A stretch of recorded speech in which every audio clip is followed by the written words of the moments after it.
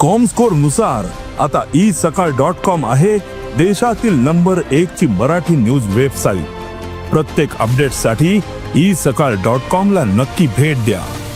आज सुरेश दस किती धुतल्या तांदळाचे आहे ते दिसतंयच आपल्याला, कारण त्यांचा खोक्या आज बाहेर पडलेला आहे आणि या खोक्याचा आका कोण आहे, कारण ते स्वतःच म्हणतात की हा सुरेश दस नसतील हे कुठून सांगता येईल।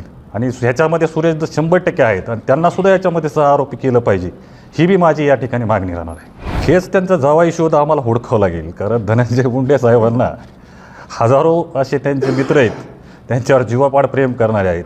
तेच मी सर्वप्रथम सांगितलं की आम्हाला फक्त धनंजय देशमुखांना आपले संतोष देशमुखांना या न्याय पाहिजे। याच्यासाठी धनंजय मुंडे साहेबांचा कुठलाही कार्यकर्ता आम्ही आज बोलत नाहीत आणि ते न्याय आपल्याला न्यायव्यवस्थेकडून घ्यायचा असल्याकारणानं अशा प्रकारच्या सनसनाट्या आम्हाला निर्माण करायच्या नाहीत। नाहीतर आम्हालाही बोलता येतं, सुरेश दसांबद्दल बोलता येतं, जे कोणी बोलतेत।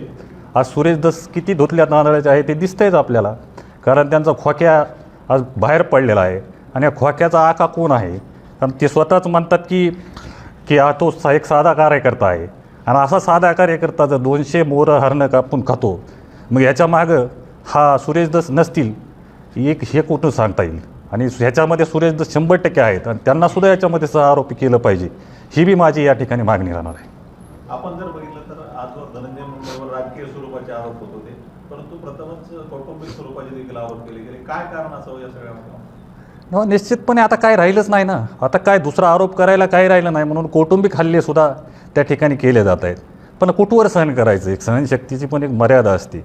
ज्या गोष्टीमध्ये कुठल्याही गोष्टीचं तथ्य नाही, प्रत्येक गोष्टीला कुठला आधार नाही, माध्यमांसमोर यायचं, कुठलाही बेछूट आरोप करत सुटायचं, त्याला काही अर्थच नाही ना। म्हणूनच आज कुटुंबावर आल्यामुळं कुटुंबातर्फे कोणीतरी बोललं पाहिजे, यासाठी मी या ठिकाणी माझी एक नैतिक जबाबदारी म्हणून मी या ठिकाणी आलो आहे। कारण महाराष्ट्राच्या जनतेसमोर चुकीचा संदेश जायला नको त्यांच्या माध्यमातून, म्हणून या ठिकाणी आज मी आपल्यासमोर आलेलो आहे।